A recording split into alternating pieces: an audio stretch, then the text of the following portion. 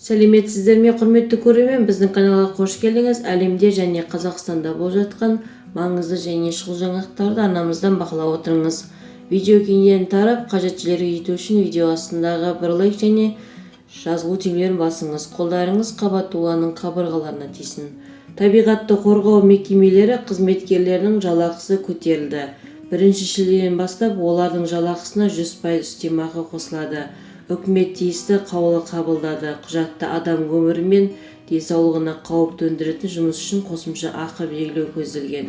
Еңбек жағдайлары ерекше құрылымдардың қатарына жануарлар дүниесін қорғау, орманды қорғау және қалпына келтіру, мемлекеттік орман қорғау және тағы басқа мамандандырылған ұйымдар жатады. Енді қызметкерлердің орташа жалақысы атқаратын қызметі мен жұмыс өтіліне байланысты 101 мыңнан 320 мың теңгеге дейін ұлғаяды. Жалпы осы салада 12.176 қызметкердің жалақысы көтеріледі. Толығырақ төменгі сайтымыздан көре аласыздар. Егер де біздің видеоролик ұнаса, подписаться және бір ғана лайк түймесін басып кетулеріңізді сұраймыз.